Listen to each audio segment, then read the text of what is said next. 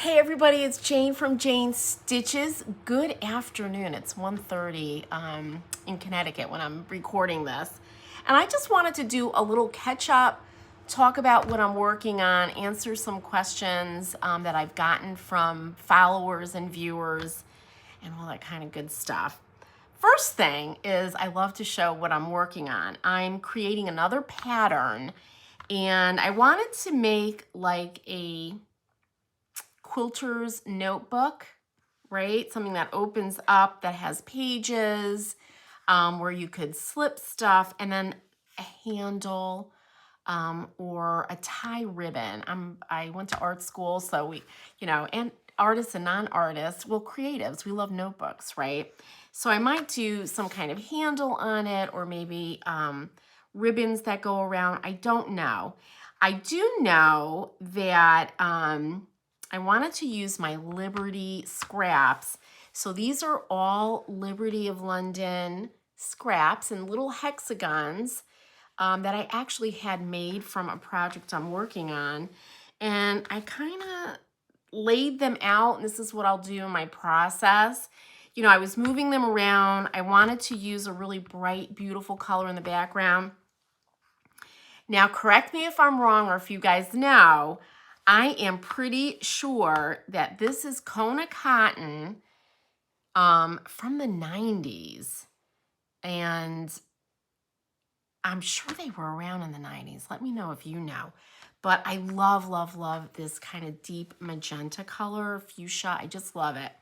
And I just thought it was great background for these hexagons. So I appliqued them down.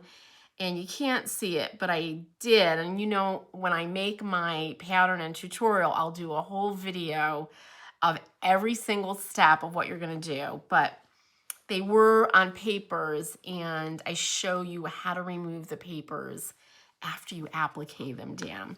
So it's still in the works. I'm still, figuring out my process. I used, and I love this pencil. One of my sons, who's an artist, my son Christopher, hey Chris, saw this pencil, and we love Japanese pens, pencils, all that kind of stuff. And he's like, Mom, what is this? And I said, well, I use it to mark my projects. He goes, well, with white lead? He says, and I don't think it's lead. He's like, it's like chalk. I said, yeah. I go, and I showed him this. I go, it's for this color fabric. Because when you mark it, you really see it really nicely. The only thing I don't know is how I remove it. I don't know if this disappears or what, but I have to go onto their website and see. But I do love this, and it's by Soline. This has got 3 colors in it. It's very fancy. So that's what I'm working on from one of my next patterns. Then I wanted to show you a little fabric haul and a couple of things I've already posted, but I have to show you guys. This, and let's see if I can get closer. Yeah, that looks good. So this is just so, it reminded me so much of the Japanese fabrics that you see now, but I think it's, there's the camera. I think it's from the 60s or 70s, and it's a seersucker. And it's just the coolest. I did wash this, but you could see that seersucker pattern, that texture, and it's very, very gauzy. But I thought for my little bunny rabbits that I make, and that I love to use vintage fabric, this would be such a cute little day dress and pantaloons or whatever. But it's I think, let's say, look at the tag. Look at how old this is. Connecticut Fabric Supply, 1 3/4 yard, and it was $1 a yard. So whoever bought this originally paid $1.75.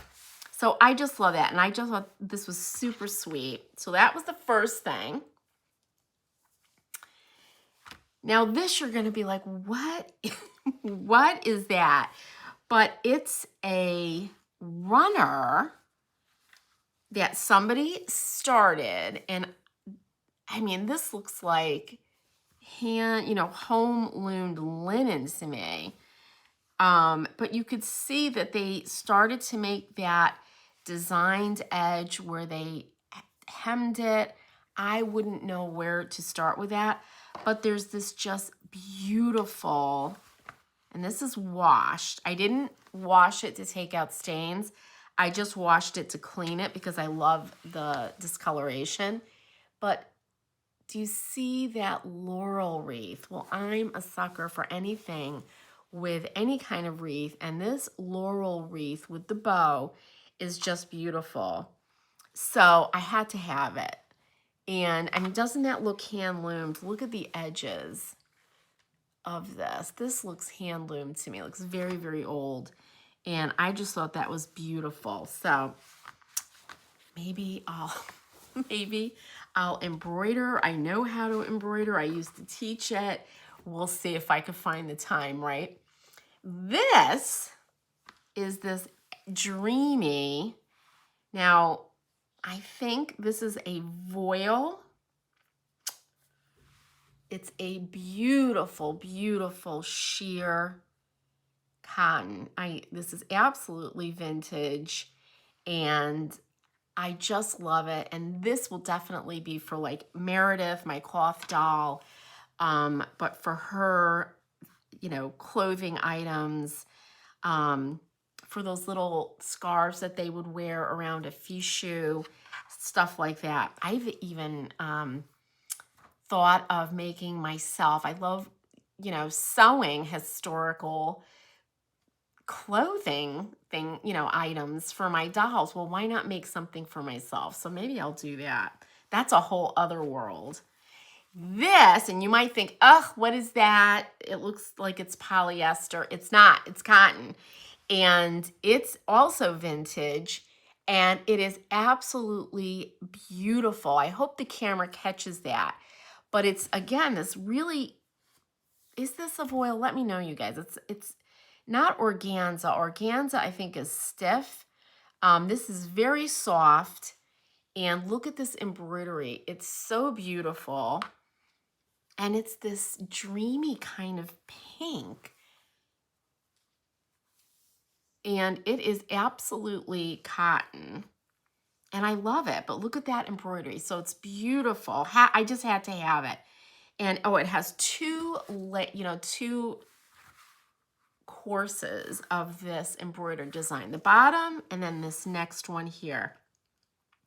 Same thing, I thought for my Meredith cloth doll or my China head doll to make something. It's just so beautiful. And the embroidery is stunning, stunning, stunning. So had to have that. And the next one, this is fun. This is from the 60s. And it's cotton, and it's just really sweet. I love hearts, and they've got the little, zigzag, pinked edge. And it's just a beautiful, it almost feels like those really beautiful percale sheets, the good ones that somebody my age, I'm 62, would have slept in as a kid. But it's a beautiful cotton. It has not been laundered. And I just had to have it. I loved it. And these colors reminded me of, the Brady Bunch, that kind of olivey green with the orange and yellow. But it's very sweet. And again, I thought, for my bunnies, I said this would be a really sweet little outfit. So more vintage. Now this one I have looked up. And I did that thing where you could take a picture with Google, and they'll see if they can match it up. They can't. They kept sending me to that place where you could get your own designs printed. I forgot what it's called. But it's this is vintage, and it's just beautiful. It's got like a bit of a sheen to it, but it's that crisp cotton that you could hear. And I don't know if you could see that sheen. So it has a little bit of that chintz sheen to it.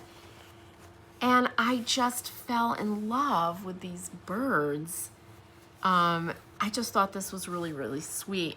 And there's gotta be, I don't know, like probably like 6 yards of fabric here. I don't know if I'm gonna use it. It might end up in my Etsy shop. But it's just beautiful, crisp, beautiful cotton. You know those cottons from back in the day that were just stunning. Here's another one, vintage. How much fun. Look at it. It makes me laugh. It makes me so happy. But this is also cotton, and it is sheer. It's by Peter Pan Fabrics. We've all heard of Peter Pan. It does not have the year, so I did that Google camera thing again, and it's from the 60s. So look at this. And it also reminds me of the Japanese prints that you see now.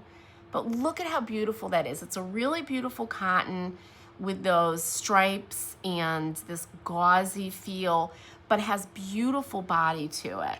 So I had to have it.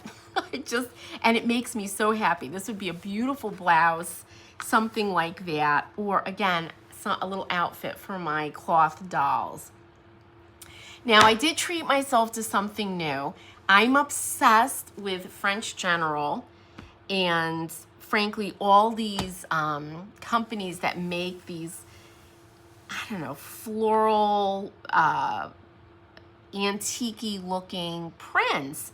And this is French General, and as you can see, and it's from, I'm gonna murder this, Fleur de Paris, by French General, and I think this is 2025 or 2026. But it's by Moda. I just fell in love with this print when I first saw it a few months ago, and I've been putting it off, and I'm like, because I don't really like to buy new fabric, but I saw that it was disappearing on certain websites, and I'm like, oh, this is it. If I want it, I'm gonna have to buy it now, and I did, and I'm not sorry that I did. It's really beautiful. The other company, I think it's called Devonstone or Devonshire out of Australia. I think Lucello Fabric distributes all of them. Oh my gosh, the prints are stunning. But I had to have this one, and again, shout out to French General, because they can do no wrong. She makes just beautiful, beautiful prints. So there's that. Wouldn't this be a gorgeous, historic, like empire waist? I love the 1790s dresses where they had the empire waist, but it was gathered all the way around, not that flat front. But it had that empire waist, which is so flattering. This would be beautiful fabric for that. And then the last thing I want to show you, just to prove that I do use my machine. I posted a little short the other day of me sewing over on my Bernina. I'm making a quilt as you go quilt for my grandson Mateo, and it's kind of a block. Well, it's not kind of. I made up a block where I just have 3 strips. I have all these fun prints. Let me see. I have so many blocks made. Let's see. So, and I'm going to be quilting them as you go, as they say. And I love it because it's fast, it's easy, especially for a block like this. And then I will put them all together, put the backing on, and just do some, really basic quilting to put that together. It's a twin size quilt. It's going to be a big quilt. And yeah, I'm quilting it myself on my machine. So there you go. But look at these fun prints. It's, I'm very scrappy, so I chose all different kinds of prints, and I lay this out and I love it. It's all different kinds of animals and things. But look at how cute. And really easy. And I use my machine. I'm using my rotary cutter blades, my rulers. I'm taking all that stuff out, and I actually do that. But it's really sweet. I have tons of blocks made, but I'm really pushing to get this done. Do you guys ever have that project that it's like, come on, you know, you gotta dig deep and just get it done? Well, that's the project for me. And when you, I actually have, where is it? I'm making a mess because I have all my strips cut. I like to kind of do everything in batches. But when the blocks are done, I then sew them, press that seam open, and that's how the whole thing is put together. Then I'm gonna put my backing on, baste it, and run it through my machine. So I cannot wait for that to be done. And I'm gonna make him some pillowcases to go with it for his pillows, and we'll see what, you know, I have left over. So that's it, you guys. That's what I'm working on. What are you all working on? We just came out of that horrible, you know, heat dome, they were calling it. And it was just brutal. So I was inside doing lots of planning, working on let me grab my little design here. My design for my quilt, I don't know, we'll call it a quilter's notebook, a quilter's valise, right? Remember those? But that's what I've been working on. So let me know what you all have been doing.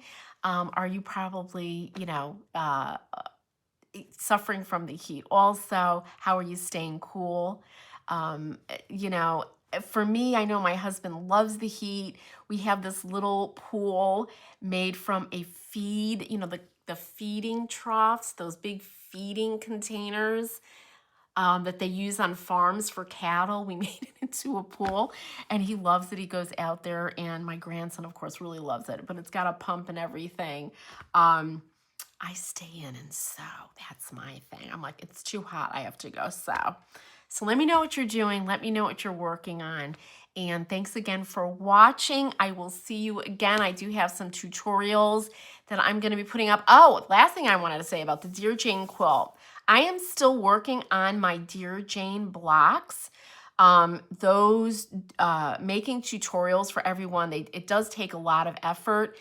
My youngest son was married 2 weeks ago, so everything kind of got off track with all the focus on the wedding. That's why I have my nails done. I did them myself, you guys. That's all the good stuff that you learn in cosmetology school. But that kind of threw me off track and moved my focus a little bit.